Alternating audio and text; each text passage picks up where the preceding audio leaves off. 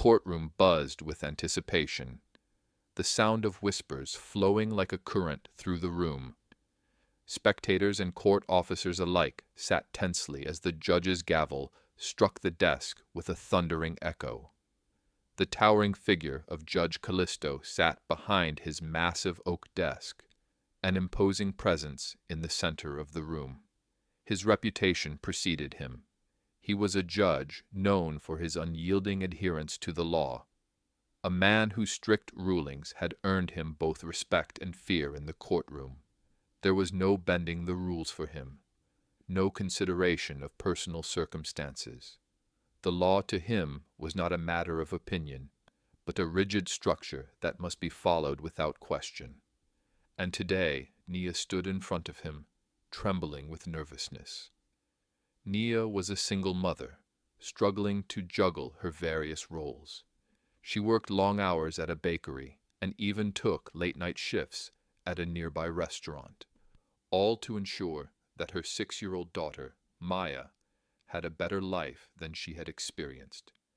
But life had a way of throwing curveballs when you least expected them.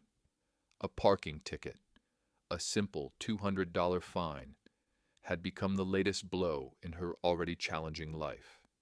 The fine had come about when Nia, rushed and anxious to get her sick daughter's medication, parked in a spot meant for handicapped parking at the pharmacy. She didn't have time to waste. Maya was coughing in the back seat, looking unwell, and Nia was frantic. But as luck would have it, the few minutes she spent in the pharmacy turned into a much longer wait, and when she returned to her car, she found the parking ticket. $200. For Nia, that was more than half of her weekly grocery budget. It was a sum she simply couldn't afford to pay. The bill loomed over her like an insurmountable mountain.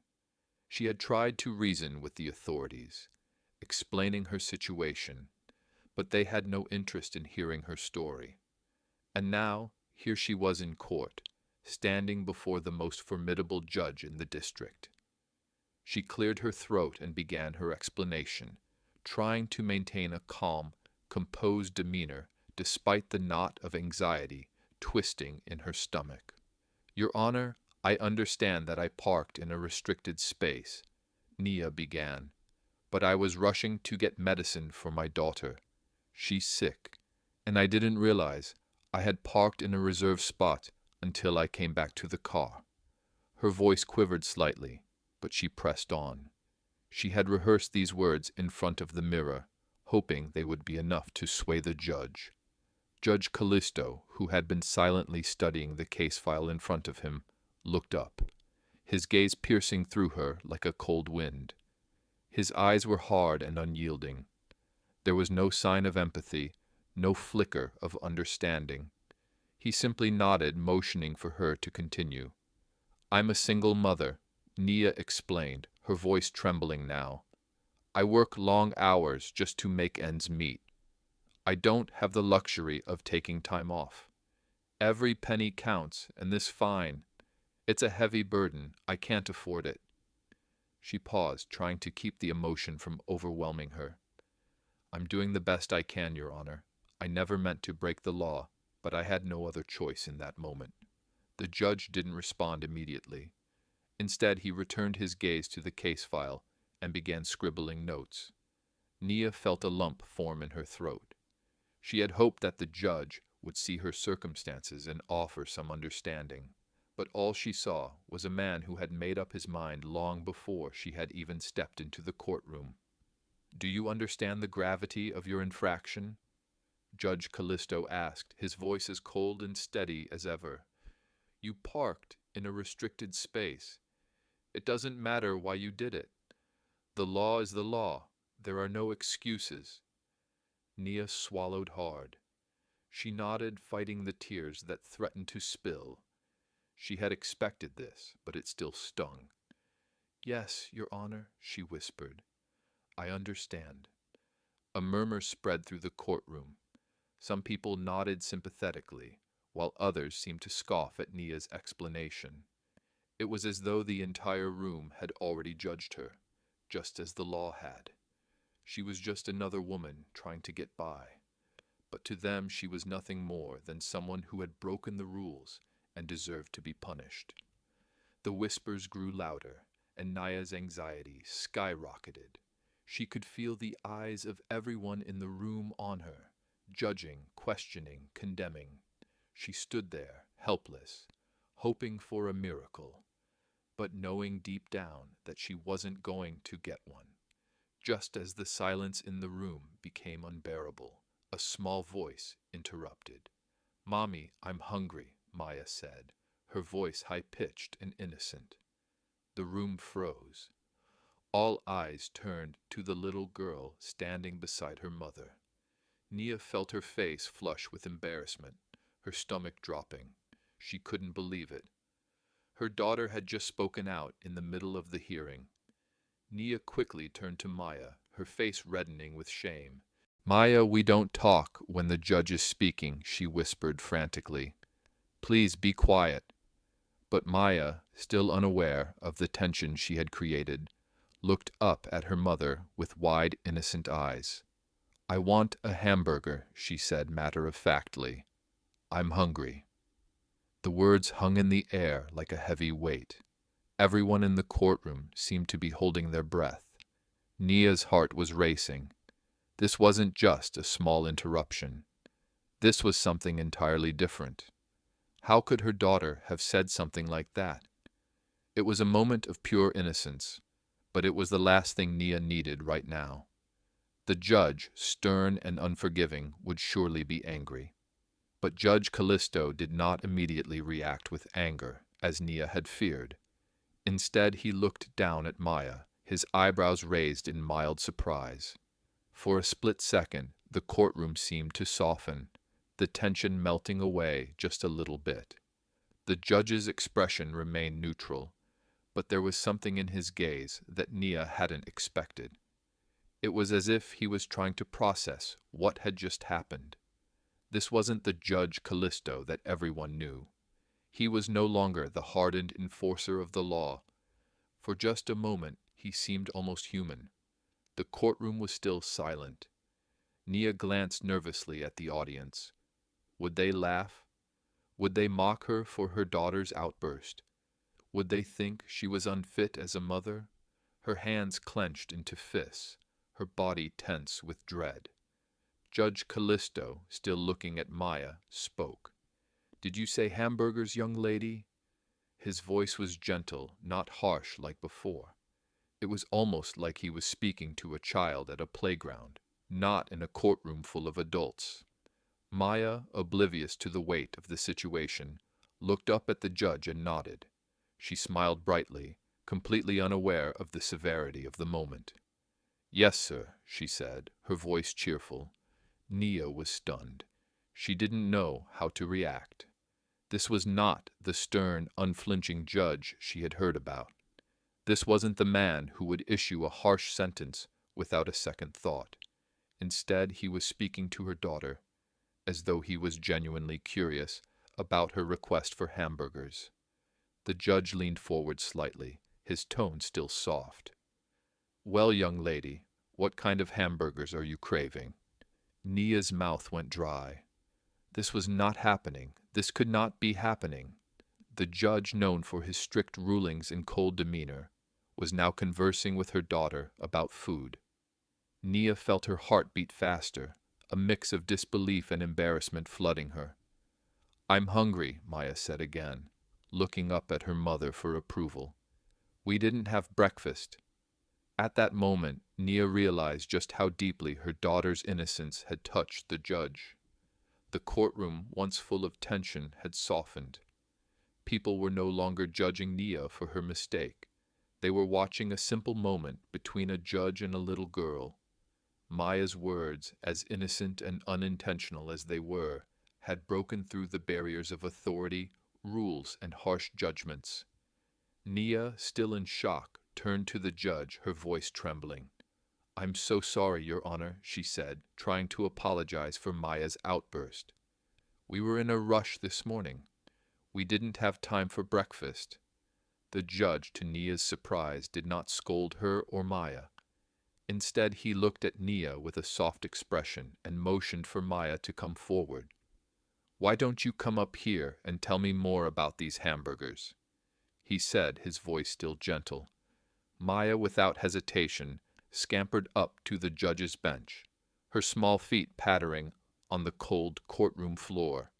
Nia followed her daughter, still unsure of what was happening. She had expected the worst, but instead, the situation had taken a strange turn.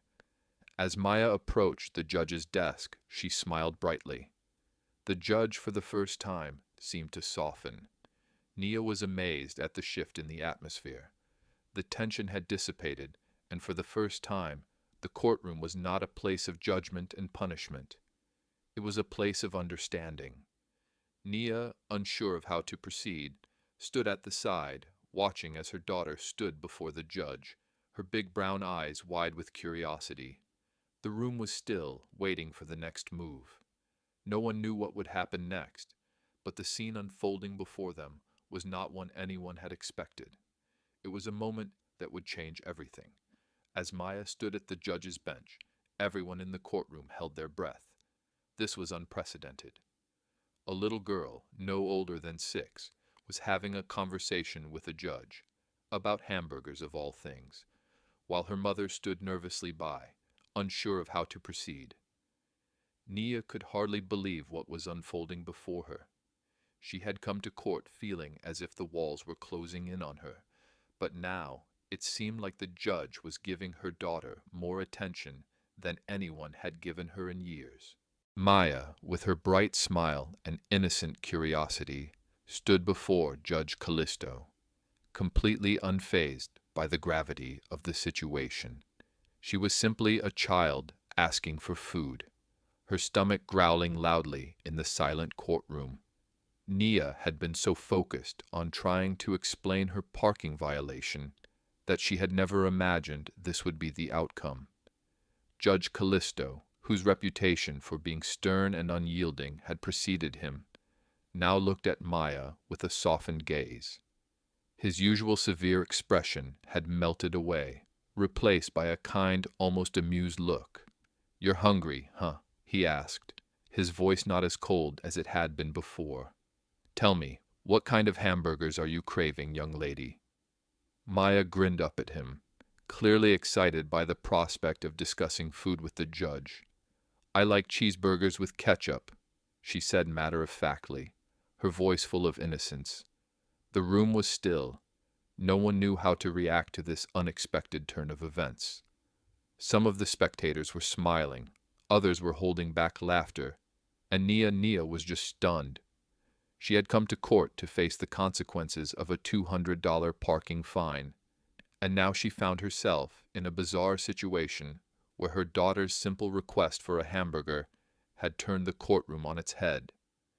Judge Callisto's eyes twinkled with a kind of understanding that Nia had never expected to see in him. "Well, young lady, it looks like we need to take care of that hunger before we continue. How about you come sit here for a moment?" He gestured to the space beside his desk, inviting Maya to sit with him. Maya, without a moment's hesitation, trotted over to the judge's side, her little legs bouncing with excitement. She took her seat beside him, looking up at the judge with admiration in her eyes. Nia, still processing what was happening, stood by helplessly, unsure of how to act in this surreal moment. Nia had always been a woman of few words, someone who kept her emotions to herself. But now, watching her daughter interact so freely with a man who had seemed so intimidating moments before, she felt a wave of relief wash over her. She had feared the worst. She had feared that her daughter's outburst would cost her everything. But instead, the judge was giving her daughter a moment of kindness that she had not expected to receive herself. "Maya," Judge Callisto said with a soft chuckle, "what do you think your mother should do about that parking ticket? What do you think her punishment should be?" The courtroom, still stunned by the judge's approach, fell into silence once again. Nia's eyes widened in disbelief. Had the judge really just asked a 6-year-old child for her opinion? She felt her heart race. This wasn't something that ever happened in a courtroom. The judge didn't ask children for advice. The law didn't work that way. But here they were, witnessing something extraordinary. Maya, unfazed by the question, looked up at the judge and smiled. "I think she should be let off the ticket," she said simply, her words as innocent as they were wise. "She didn't mean to park in the wrong spot. She was just trying to help me." The courtroom was silent for a moment, and then a soft murmur of approval spread throughout the room. Maya's words, simple and honest, had disarmed the audience. They weren't just hearing a child's request. They were hearing a plea for understanding, a plea for compassion. Judge Callisto, who had been known for his rigid approach to the law, leaned back in his chair, his expression thoughtful. For the first time that day, Nia saw a flicker of empathy in his eyes. He looked at Maya, then at Nia, and nodded slowly. "You're right, young lady. Your mother was just trying to help you. Sometimes things don't go as planned, but we have to understand the bigger picture." The words hung in the air, and for the first time, Nia felt a sense of relief that she hadn't expected. She had thought this would be the end of her hopes. The $200 fine was a heavy burden, one that could make or break her financial stability. But now the judge was showing her something she had never imagined, a glimmer of understanding. "Well," Judge Callisto continued, "since your mother did make a mistake, and it's clear that she didn't intend to break the law, I think we can find a solution that works for everyone." Nia held her breath. Was this really happening? Could it be that the judge was about to let her off the hook? She had no idea, but the words that followed shocked her to her core. "I'm going to dismiss the parking ticket," Judge Callisto said, his voice steady but kind. "This one time, I'm going to make an exception. Your circumstances, Nia, and your daughter's honest request have made me realize that sometimes the law needs to be tempered with understanding." The room exploded into applause. Nia couldn't believe it. She felt as though the weight of the world had been lifted from her shoulders. She had come to this courtroom with nothing but a plea for mercy, and now the judge had granted it to her. This was not just about a parking fine. This was about something bigger, something that Nia couldn't have predicted. Judge Callisto looked at her with a gentle smile. "Consider this a small lesson in compassion, Nia.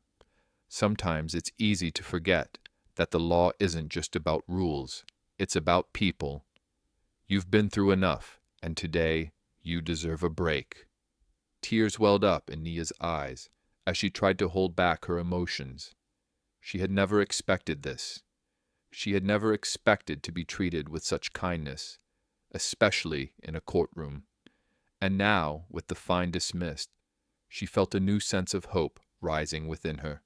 For the first time in a long time, things seemed to be looking up.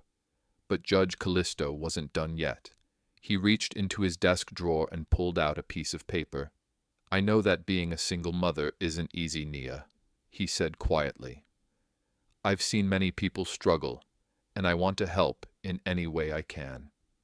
Nia watched as the judge wrote something on the piece of paper and handed it to her. "This is a list of resources for single mothers," he explained. "It includes childcare services, career training programs, and even some financial aid options. I think you'll find it helpful." Nia stared at the paper, overwhelmed by the judge's generosity. She had come to court feeling defeated, expecting only to leave with a fine to pay and more stress on her shoulders. But now she had not only been granted mercy, but also given the tools to improve her life. She could hardly believe it. "Thank you," she whispered, her voice barely audible as she held the paper in her hands. "I don't know what to say." Judge Callisto smiled again, this time more genuinely than Nia had ever seen him. "No thanks necessary," he said. "Sometimes we all need a little help. Now go and take care of what matters most, your daughter. As the courtroom session was called back to order, the weight of the moment hung in the air. Nia left the courtroom with a sense of purpose, a renewed sense of hope, and a small piece of paper that held the promise of a better future. She knew the road ahead wouldn't be easy, but for the first time in a long while, she felt like she could face it. As for Judge Callisto, he had been changed as well. His encounter with Nia and Maya had opened his eyes to the human side of the law. It was no longer just about punishment. It was about understanding, about compassion, and about making a difference in someone's life. For the first time, he had seen the law not as a tool for enforcement, but as a means for protection. The story of Judge Callisto's unexpected act of kindness spread quickly. News outlets covered the event, and social media buzzed with praise for the judge's surprising leniency. People couldn't believe that the man they had thought of as cold and uncompromising had shown such genuine empathy. And for Nia, it was a moment that changed her life forever. With the resources provided to her, she found the courage to continue her education, to pursue a better life for her daughter, and to believe in herself once again. Judge Callisto's small act of kindness had set off a chain reaction of hope, one that would ripple through Nia's life and beyond.